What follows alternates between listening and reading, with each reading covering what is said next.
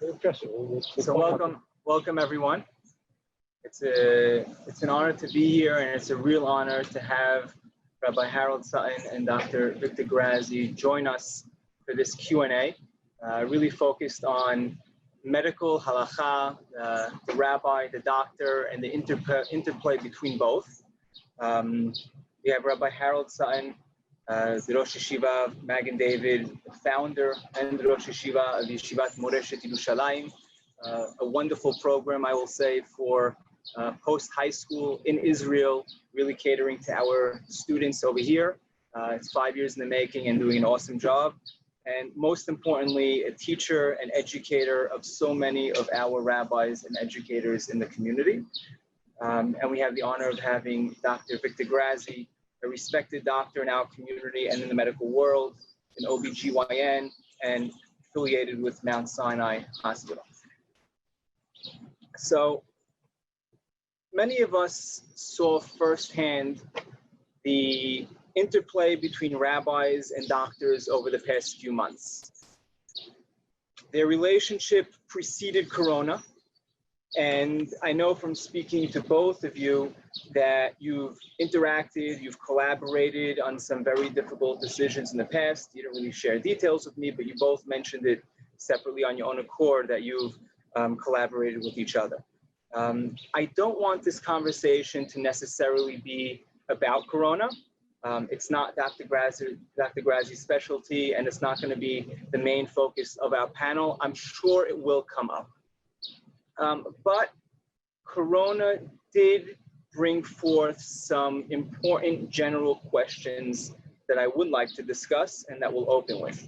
Many of us have a hard time walking that tightrope of when do we ask a rabbi a question, when do we ask the doctor, and when we should be deciding on our own.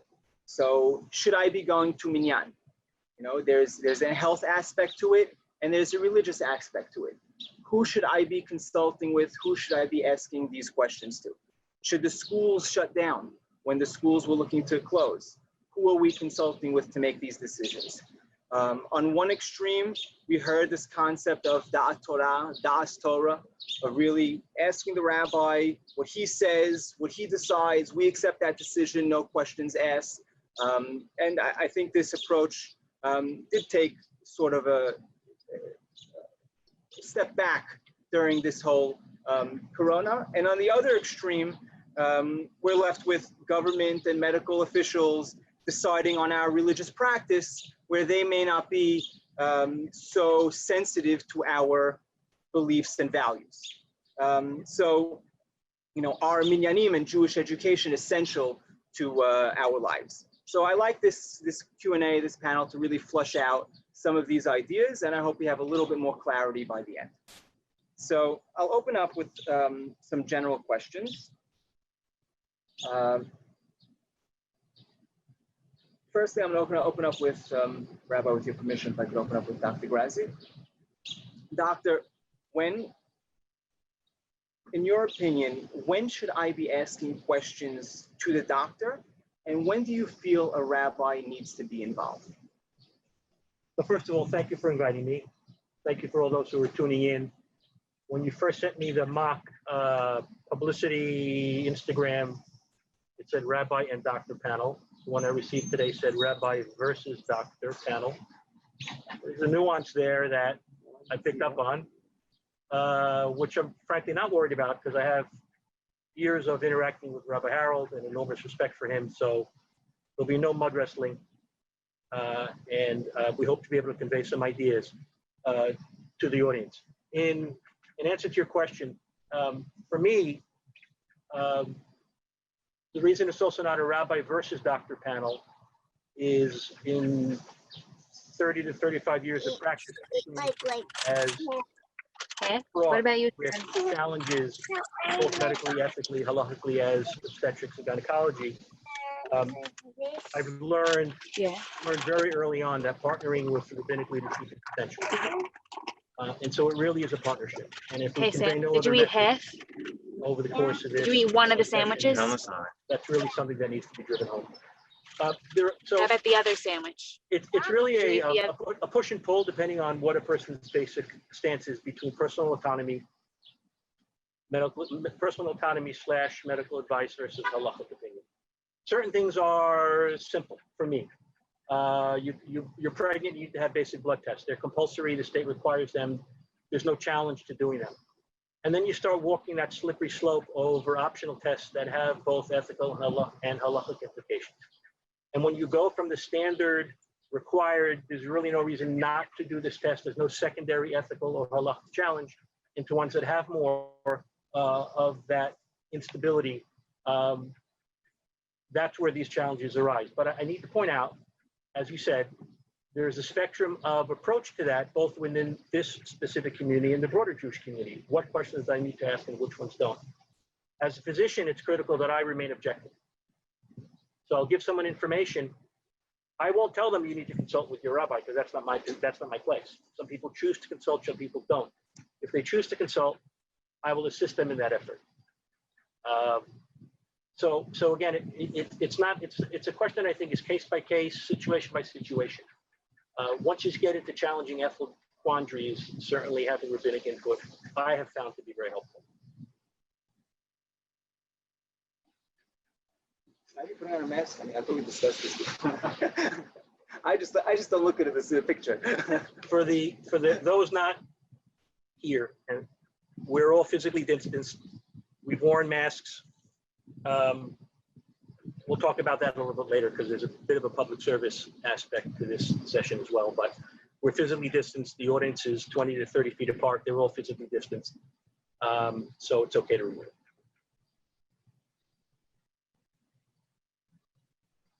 Rabbi. Listen to the doctor. Okay. But you didn't ask your rabbi.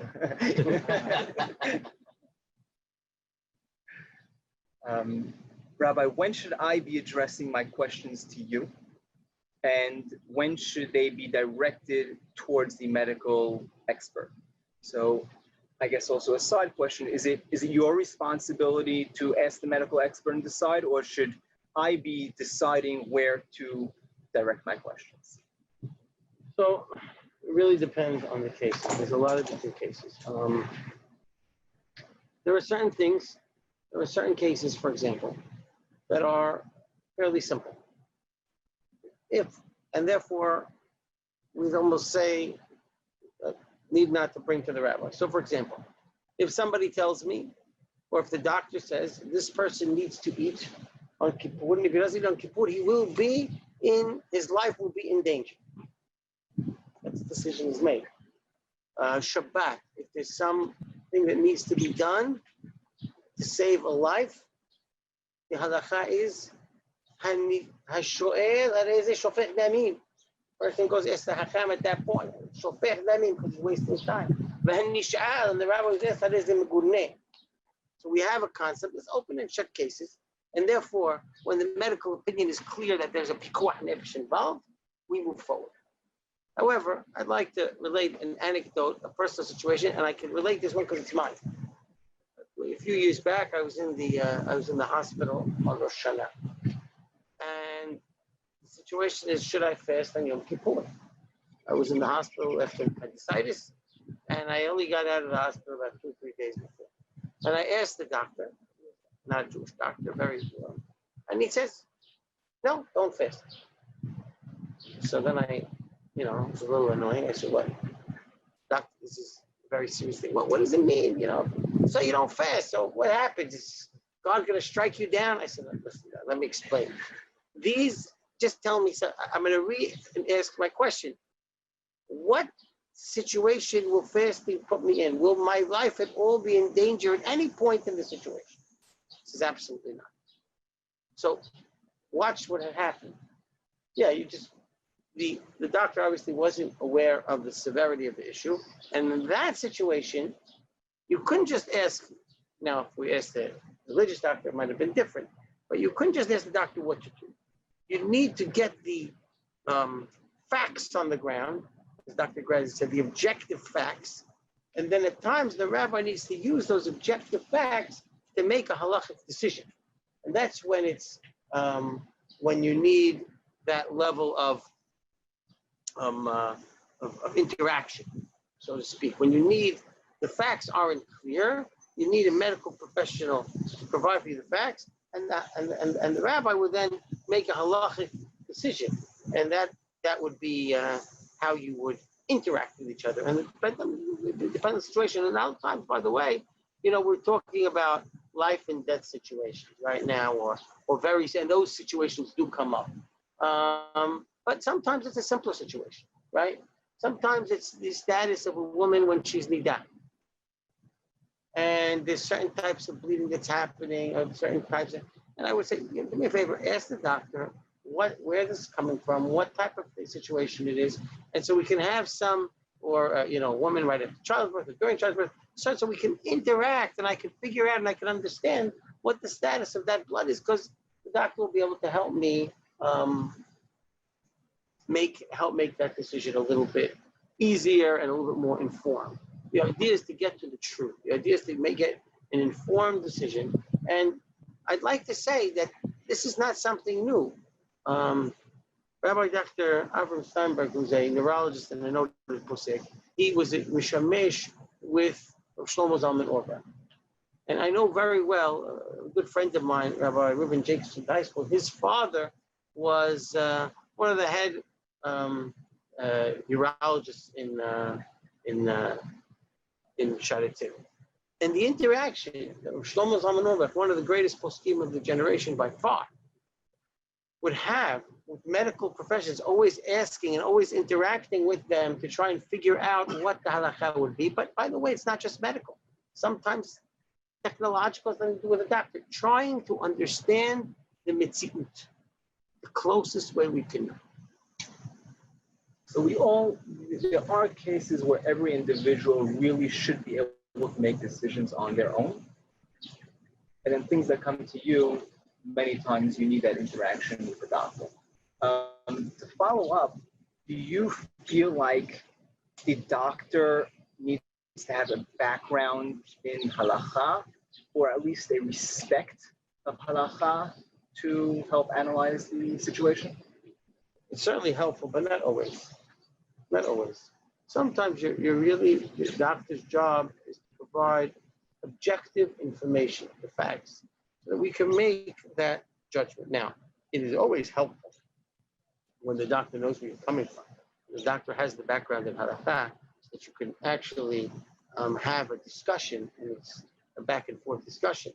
But and there are times where that's not available, that luxury is not there. The physicians that know the situation in the closest manner are not necessarily fluent in halakha, or may not even be Jewish, but nevertheless, your obligation is still to interact, to try and extract the most information you can from them so that you can make your best decision, right? Again, there's the best, but there's always, it's not necessarily without that you can't operate. Would you prefer the best doctor in the field or someone underneath who has an understanding of both? So in Dr. Grazi, you have both, the best doctor in the field. I'm putting my mask back on. But of course, the doctor's job is to provide medical care. The rabbi's job is to provide halakhic and ethical advice. That's the foremost job. I would not say go to a second-rate doctor ever, right? A person, especially in a serious situation, should always seek out the greatest and best medical care. So if I could follow up on the previous question. In the New York metropolitan area, particularly in my specialty, no matter what your background is, I think most physicians would have a background awareness, appreciation for most of the questions that will come up, even if they're not observant, and certainly even if they're not Jewish, because you're seeing a volume of patients to whom these issues are important. So I don't think that's a challenge in this area. It may be in outer areas where the Jewish population is less prominent. But everybody practicing in this area is aware of the questions of nidab, the questions of, all the questions that come up. At the same time, there may be times that it's better to have someone who doesn't present themselves as expert in halakha on the medical end. In my practice, if someone has a question, for example, I do a procedure and they ask me, as a result of this procedure, this surgery, this procedure in the office, am I considered Ida? And I always answer them that I don't keep psak halakha. I can tell you what I did. I can tell you where my instruments were placed, but it's not my place to be posek. And so I would see there's a potential for a physician who presents himself, who actually is expert in halakha, to blur the line if they're not actually qualified to give psak halakha. So there should be a understanding between the two fields, but I think there should be collaboration, but I think there needs to remain a distinction. On the flip side, I think it's important that a rabbi understand the medicine, but can't be held to a standard where we expect him to practice the medicine. And the extension of that is, if the medical opinion being provided is appropriate, unfortunately this happens rarely, if ever, for reasons that I'm sure we'll get into, it's rare that a rabbi, that a posek will tell us, don't do what we're recommending to be done. So it gets back again to that communication and that interaction between the rabbi and the physician. I just end with one point on that. There are many times where one of the questions that the rabbis have to deal with, and this is, not easy questions, but end of life issues, right? The issues of end of life, right? The rabbi has to help them make ethical decisions about treatment, what kind of treatment, how much, and rabbis deal with this a lot. And I've dealt with this question quite often, and you're always interacting with the doctors because there's a whole slew of situations, and even one small difference can make a major difference in how we move. And I just have to see many, many times doctors have been very helpful. I think my most difficult experiences in making this decision and getting the objective information was dealing with sometimes, quote unquote, from doctors, because they clearly had a certain agenda that of where it needed to go, and that may not have coincided with our own approach. And it was very difficult because there was pushing, and I said, please just tell me exactly. In those situations, it was easier to deal with non-Jewish doctors, personally, in that situation, than certain doctors that had some area of halakha expertise, but also had a clear agenda of where they believed the end should be. And that was quite difficult. But we did that. On the flip side, to Dr. Grazi, you would say it's important for the rabbi to have a basic understanding of the medical world, of the basic anatomy in your case, to actually come to true halakhic decisions? I would say, if you're going to be posek, no matter what you're going to be posek about, you need an understanding of the matter. I wouldn't want someone to give posek about business matter without understanding the business implications. Medicine, all the more so, because we're dealing with matters of life and death. I will tell you that I've spent countless hours over the years speaking in front of groups across the diverse spectrum of orthodoxy. And I take no position personally on that. If someone asks me to come and share with them information, I'm there. I've spoken to groups of dayanim in the Hasidic community. I've spoken to groups within the diversity of our own community. And the point I'm always trying to make, though, is that communication is important. There's nobody making more important decisions in someone's life in matters of health than their physician, and at times, if they seek out their counsel, their rabbi. I can't expect the rabbi to be held to the same standard medically as the physicians are, but they need to have a basic understanding and awareness. And if they don't, the ones I respect the most will pick up the phone and call and ask. And even more so with cases that are extraordinarily complex, many rabbanim will say, this is beyond my scope. They'll say it openly to their kahal. This is above my area of expertise. I need to go to another posek. I need to go to another rabbi. And I have a rabbi in Israel. I have a rabbi who elsewhere who is expert in this field, and I admire that. It's just like in medicine, there are times that I don't have the answer, and I escalate my concern, my question to an expert in the area. The interaction between the rabbi and the physician should include that ability as well. So cases can be complex. A fundamental understanding is clearly necessary. Even in Hilchot Nidah, you may know the halakha, but without understanding the anatomy and the basics of the physiology, I believe you're going to miss the important element of the whole sugya.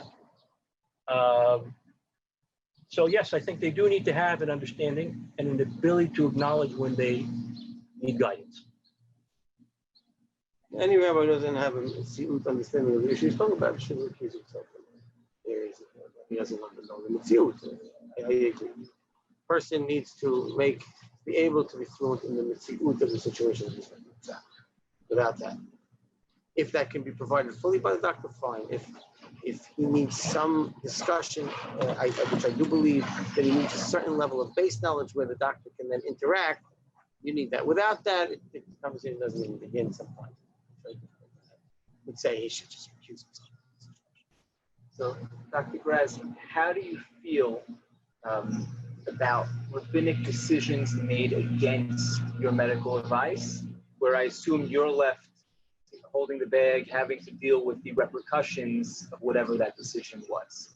So I think it really happens rather infrequently to begin with, if we have this dialogue. So when I met with this group of Hasidic Dayanim in the Monroe area, that's one of the things we agreed upon, that we would speak to one another. When I was a younger man, it would irk me. Now I look at it differently. I look at it as my obligation is to provide the information. And then ultimately, if my patient chooses to ask a rabbi and his decision is different than mine, I have to accept it. I need to be honest with her and tell her what I think the risks are, but I have to accept it. It doesn't happen very frequently. When it does happen, it virtually always happens when that line of communication doesn't exist, where the rabbi won't speak with me. He'll just get the information from the woman, from her husband, and give over his answer, and I'm not spoken to. A classic, and sometimes, even when they disagree with us, fortunately, most of the time, the outcome is good. Classic example, very pertinent example today, is as we've learned in the last few years, as women get older, the risk of having a stillbirth will go up. So the rough numbers are, under the age of 35, there's about a 3 out of 1,000 risk. Once you're at 35 to 40, it's about 6 to 7 out of 1,000. Once you're over 40, it's about 8 or 9 out of 1,000. Now, so the standard of care in medicine today is if you're 40, we don't want you to go overdo because the risk of stillbirth is going up. Now, you could look at one of two ways. The risk tripled compared to when I was younger, from 3 to 9, or you can say, well, it's only 9 per 1,000, which means that if the rabbi says no to my advice 1,000 times, the outcome will be good, 991 out of 1,000 times.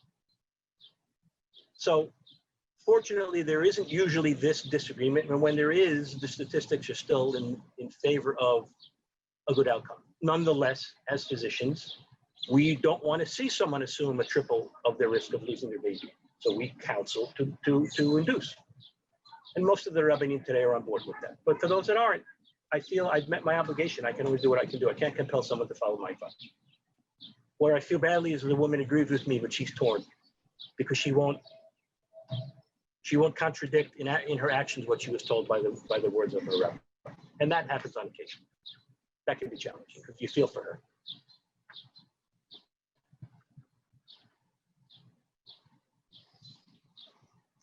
Be careful. No, you can see his mind is spinning. I don't know what's going next. You want me to say the same one? No, I can ask a different question. Let me ask you, Rabbi. Exactly what Dr. Grazi was talking about, where the woman feels bad that she listened to what the rabbi said. Is it the woman's responsibility in that case to listen to what the rabbi is saying? Or should she have more discretion in her hands to make her own decision? Okay. Let's talk, when we discuss halakha, and we are talking about halakha, Right? If we are talking about medical advice, that's medical advice. When we are talking about a psak halakha, and this is not so different medical, obviously the stakes are high when it comes to medical situations, but when it comes to the areas of halakha and medical areas of halakha,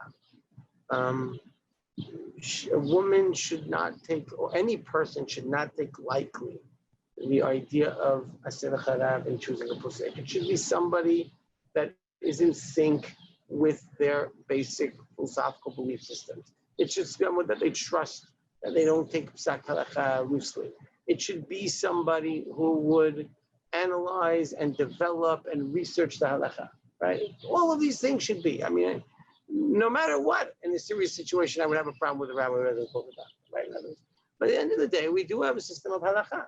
And the system of halakha, when it comes to halakhic guidelines, operates within a very strict system in which if you're going to ask your posek, and the posek is going to hopefully seriously analyze and weigh the situation, you have to work through it, and sometimes halakhic guidelines and halakhic ethicals are not in some sync with what today's societal norms are, right? Take the abortion case. The abortion case is simple.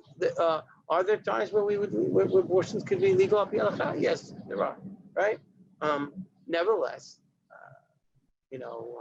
we had a situation which was ironic, where a woman couldn't get pregnant. This is out of the community, so I can say this case. There's not a case in the community at all. And she took a hard time to get pregnant. She went in for a sonogram, and the child had a cleft palate. And the question was, could we abort for cleft palate? Of course, we checked the doctors. Now, the doctor didn't care at that point. But in that situation, we had to say no, right? In other words, there are times where we would say no, and look into the situation and analyze the situation of the halakha. And sometimes, there have been situations where doctors have been very clear that we take an abortion case, and we thought that was the right thing. We went to the Gedolei Israel. They gave us the advice. We operated opposite of the medical advice at that moment, and Baruch Hashem, things happened for the best. So we do have a system of halakha. The halakha must take into situation a sensitive analysis of the mitziut and the reality that is presented, and based on that, make those halakhic decisions. That's when you're operating with that system.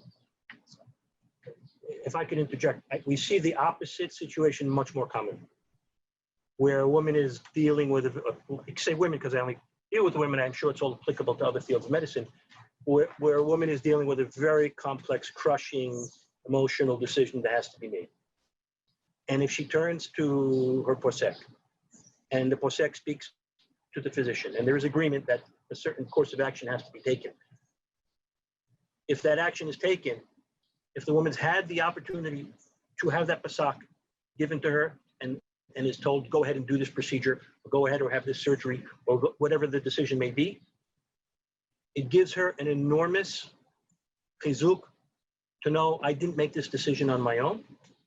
I had both my medical team and my rabbi support me that this was the right thing and the necessary thing.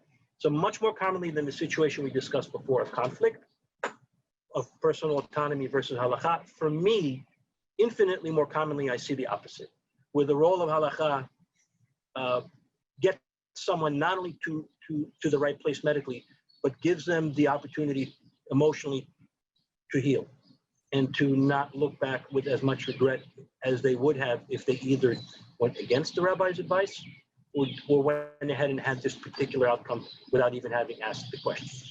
And I would think, Rabbi, you've had much more common.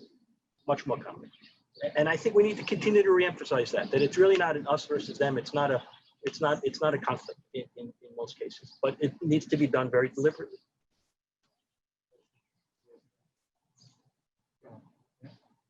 Rabbi Bishul. Sorry, the follow-up to that. Rabbi David Tower. Have you ever found yourself telling a congregant a lot of times when you sort of suspect that they want a particular answer from you, I'm only going to give you an answer if you're willing to follow what I'm saying, because I know you want me to give you this, but it might not be. So don't force me to give you an answer that you're not going to want and then do the opposite anyway. Right, so there was a case, I would say I'm going back now about over 20 years.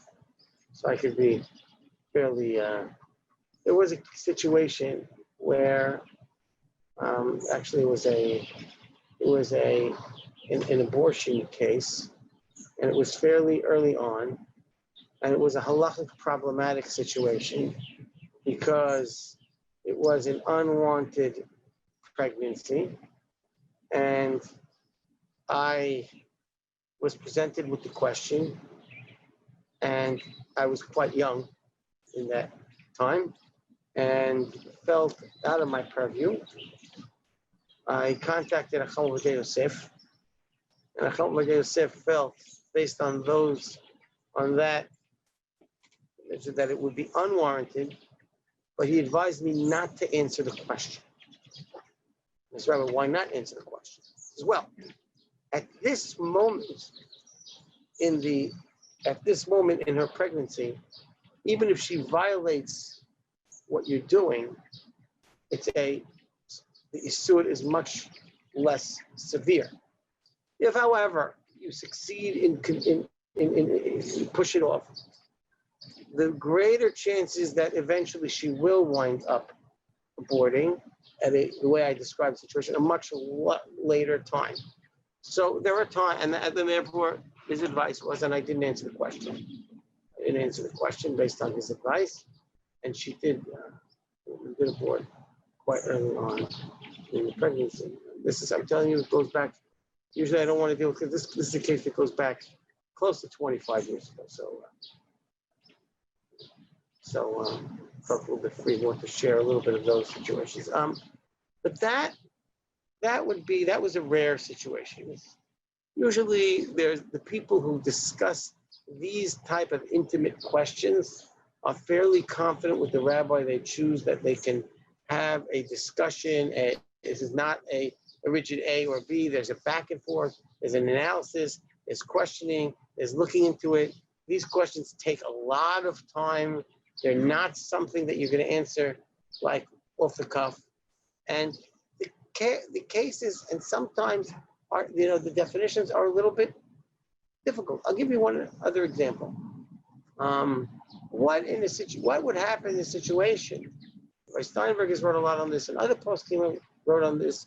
Rabbi Yaakov Wiener deals with this also. He has an article.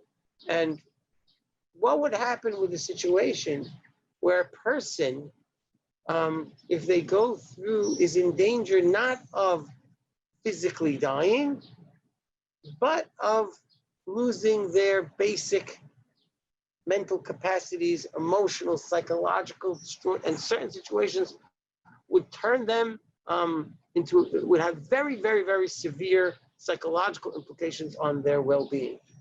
Many, many poskim will consider that a pikvah, right? Under certain situations and under certain,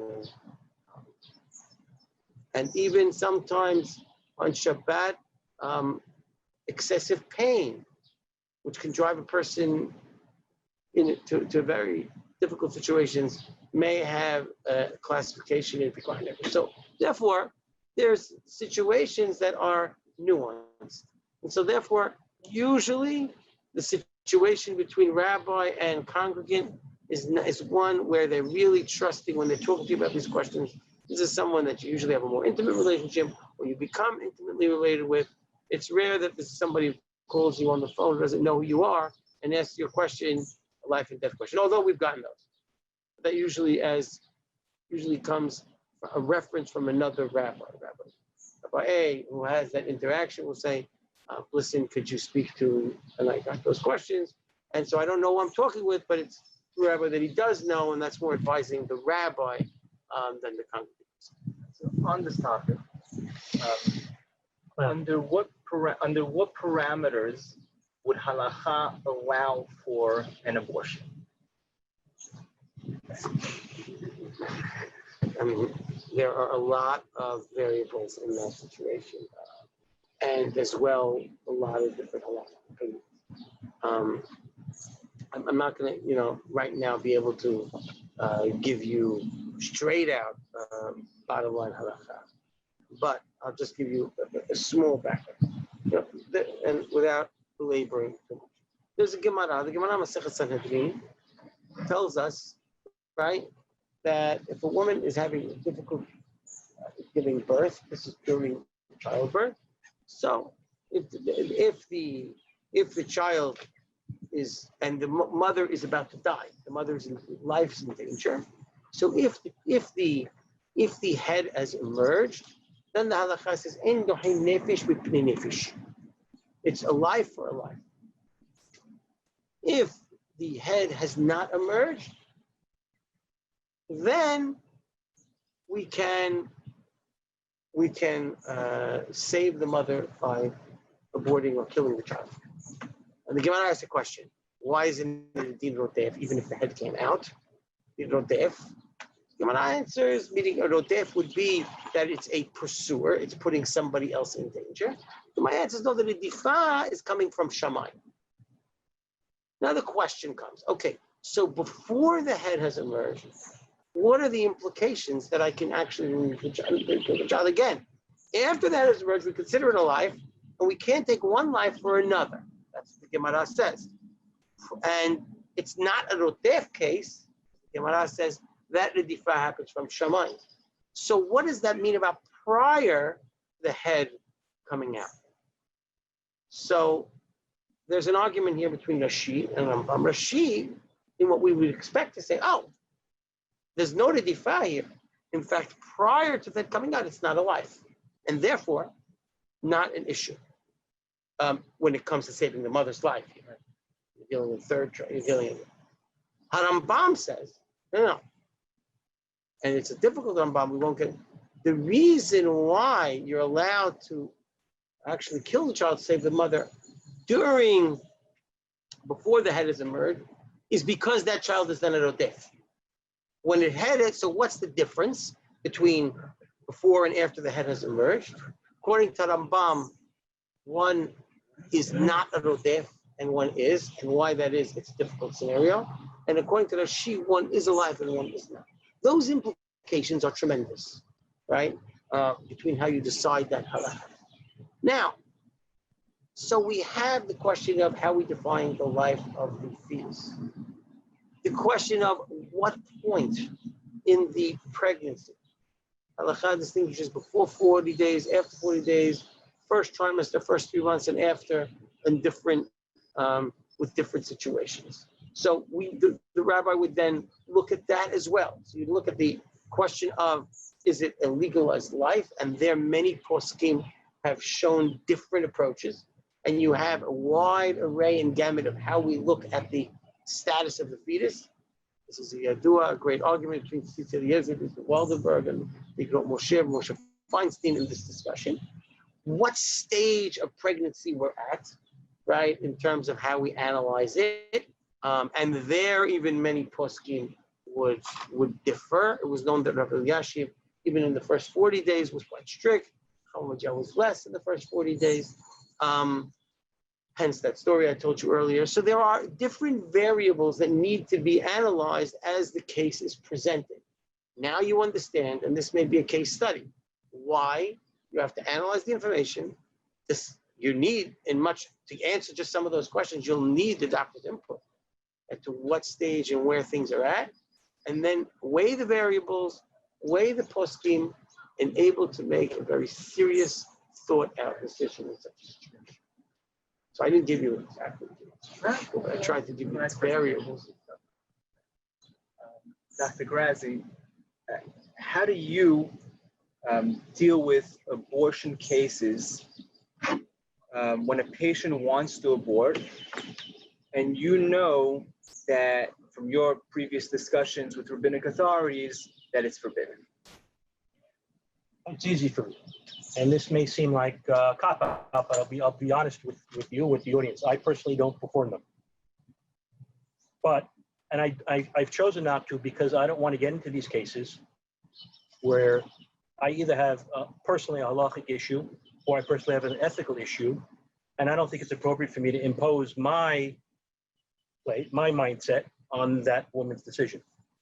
But the reason it's okay for me, I believe it's okay for me to take that stance is I practice in a medical community where I have no problem finding someone to help that woman make, if she makes that decision, I have no problem, I have no hesitation, I have no problem getting her into someone that will do so for her safely, properly, and under the right medical care. So that may seem like a bit of a cop-out of sorts, but it's the way I feel I protect my own challenges that, because remember, we're physicians, we need to take care of people. We need to be mindful and respectful of their socio-cultural background.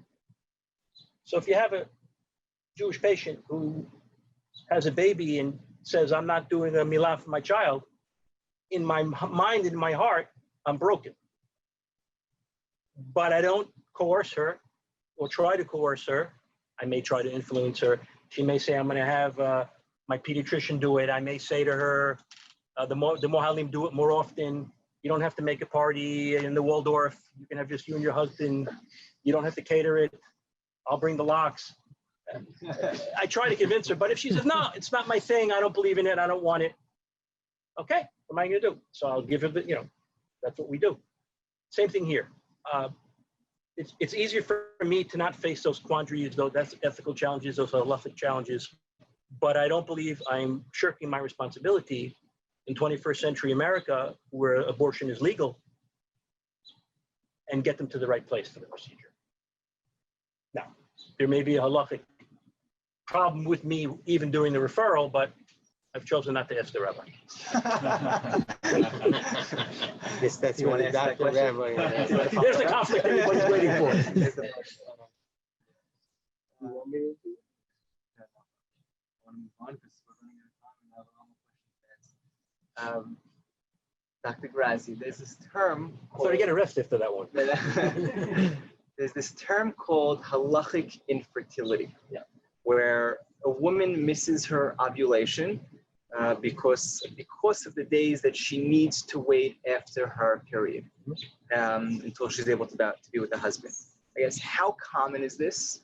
And what do you recommend? What kind of suggestions do you give these young women who are experiencing these issues? So it actually is a pretty common problem. It's been studied by my cousin Richard Grazi, who is the director of infertility at my mom's. And he has a very large Orthodox population.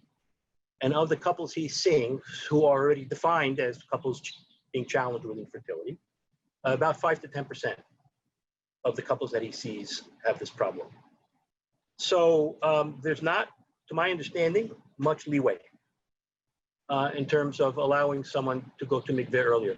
There are two aspects to it that are problematic. One, if a woman's cycle is very short, she's going to be ovulating very early. Two, even if her cycle is of normal length, if she bleeds for a longer period of time than average, she can't get to the mikveh till after ovulation. We know medically that the highest chances of conception are if a woman is with her husband 24 to 48 hours or so before ovulation. Once ovulation is come and gone, it's not impossible, but the odds are against that couple conceiving. So if you have ovulation before the mikveh, that's problematic. I find it personally amazing that the normative time for a woman to attend mikveh is day 12, that the normative time of ovulation for most women is day 14. I find it amazing. How many centuries ago was this brought down? Shiva Nikim was from the Torah, but for every Nida, it's already in the Gemara. So it's a Bizera, so it's like 1,500 years. That 1,500 years ago, when the halakha that we practice today was put in place, there was an understanding of some sort that going to mikveh 2 days before ovulation was the proper time. And that's been corroborated throughout modern medicine. So, but it's a problem for many couples. The approach is there a way to allow a woman to go to mikveh earlier? Almost never have I heard. Almost never. I can't even recall a case where it's permitted. So then the responsibility falls on us. Again, here's where the sensitivity and the cultural awareness comes in. And I don't think you need to be a Jewish physician or observant one to do this. Most physicians practicing in this area are certainly familiar with this problem and how to deal with it. There are medications we can give to delay the ovulation. and that's fairly effective. Safe, fairly easy to use. Woman takes an estrogen medication in the first part of her cycle, and we're usually able to delay the ovulation deep enough into a cycle that attending the mikveh will not be an issue. But it's one or the other. We either have halakhic flexibility, or in the absence of that, we have to approach it medically. So, Rabbi, as a follow-up, this is an example where halakha, or sometimes even stringencies in halakha over the years are causing infertility. How do you feel about this? And is there anything that you could recommend to avoid this issue? So again, I think the doctor pretty much summarized a lot of the issues there. The reason why, and we won't get into all the reason why this is specific is because the question is because midoraita, from the Torah, the woman can actually just go on after 7 days and of a nida, as long as she's not zava, and that would be okay. However, hachamim or rabbis, because of the confusion of zava and nida, instituted the 7 clean days even for a nida. And so therefore the question was asked, can we go, but since she can't have a child, instead of go back to the deoraita? As the doctor pointed out, the general answer is negative. That is not. The general, and therefore our hachamim, who have enacted these things 1,500 years ago, we need to preserve that integrity of the halakha. The general, but we try never to leave person without a solution. So there is solutions through medication that very often works, and the Chalvajah discusses, and we've also recommended at times where even that won't work, permitting IVF during ovulation, during nida. Permitting the IVF fertilization while she is still nida. We can permit that. If that's a solution, if that's a medical I have a question. How do you know how to balance? In other words, Dr. Grazi tells you I have a medical solution that he can give you without compromising anything within the halakha, versus you have a halakhic answer which might compromise some of the halakha. In other words, maybe you have to rely on a kula. So I would. That's why I would talk. In other words, I would say, look, how confident in your solution? I would say, I present the options. Look, luckily I could go this way. We could do it this way. How confident are you that what you're saying is going to work safely?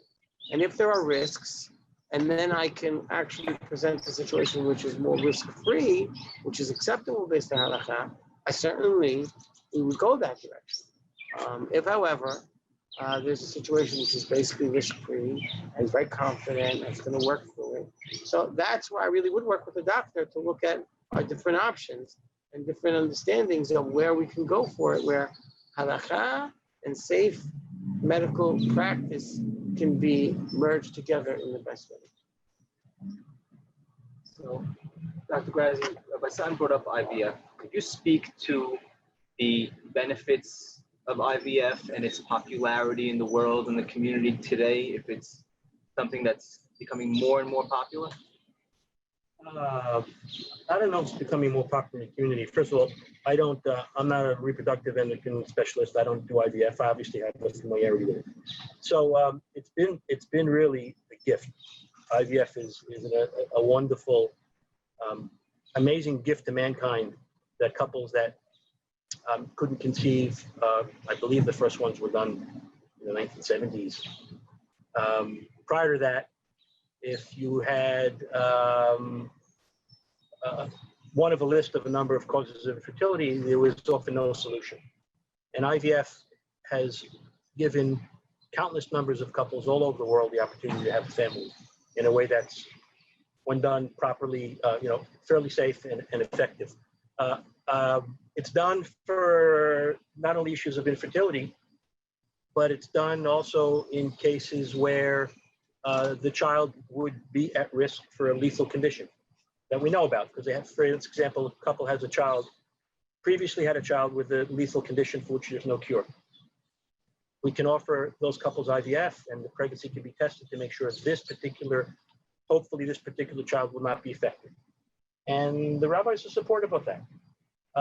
What's interesting, so it's done for issues of infertility.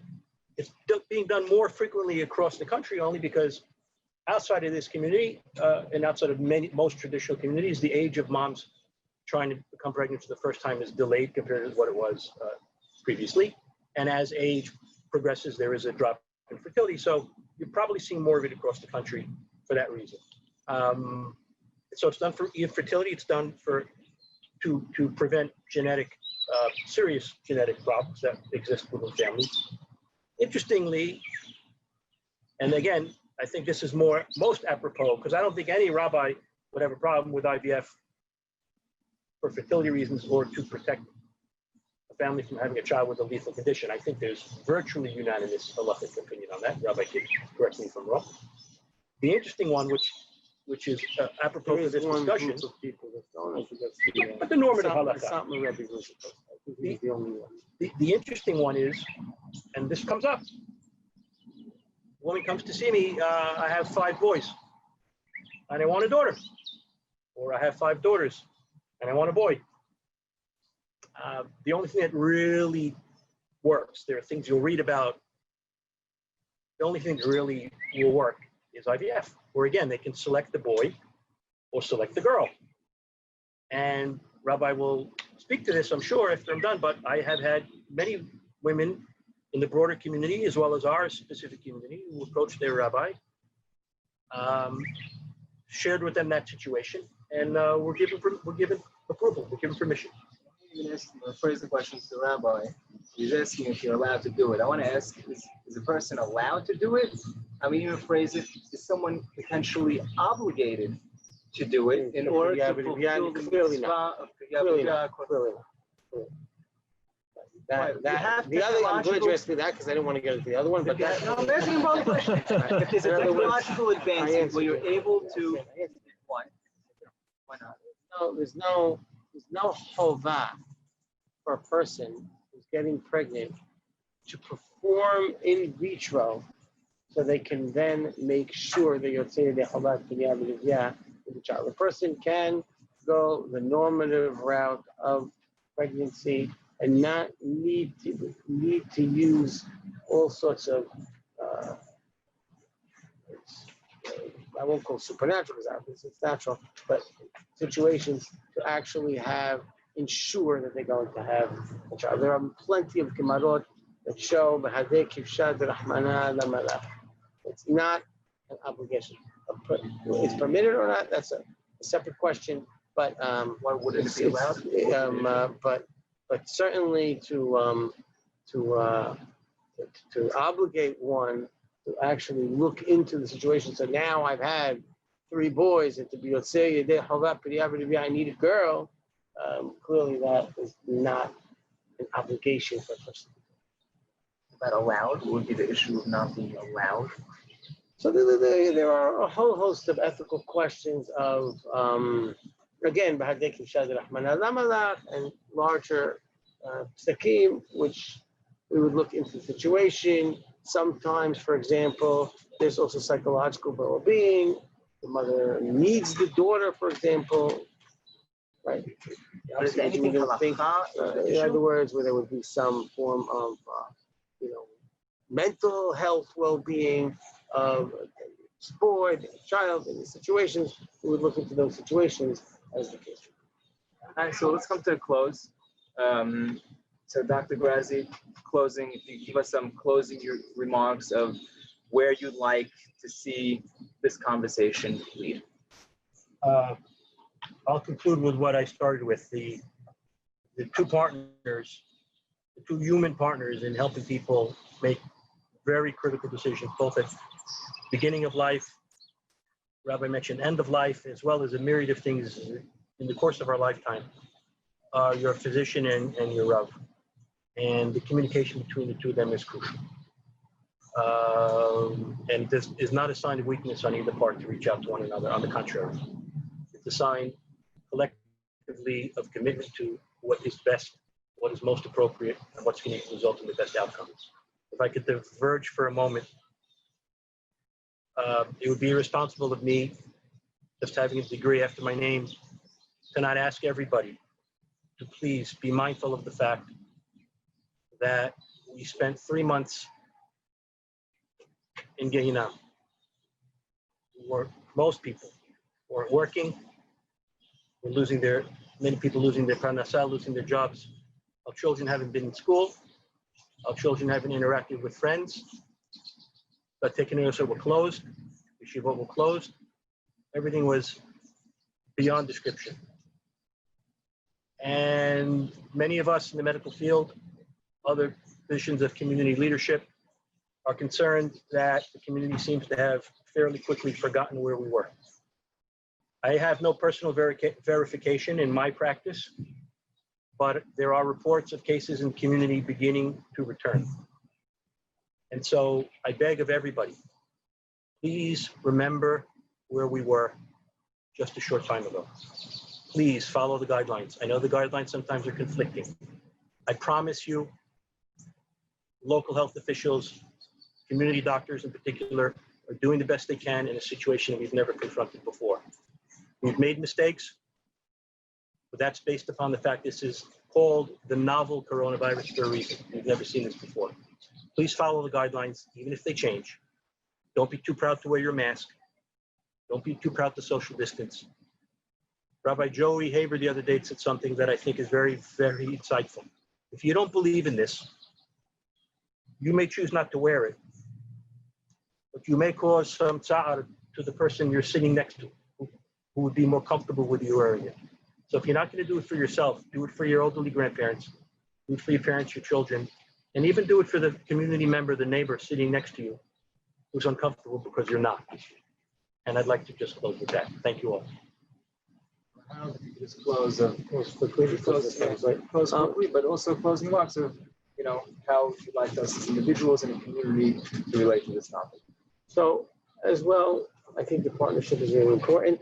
I think, the sensitivity of both parties.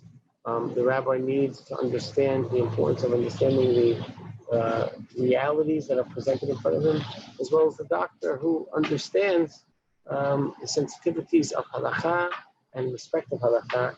And I'll close with just one point that we didn't bring up, but it does come up very often, which is many times, and Dr. Grazi touched on it, the doctor asking the shaila about what he's permitted to do in such a situation. And that creates a whole new situation because the doctor himself is a shomer Torah focus. He himself also wants to be relate to halakha. He himself also wants to practice halakha. So once we have that partnership, we really can benefit our clientele the best we can, and that's the goal. Thank you. Thank you. And yeah.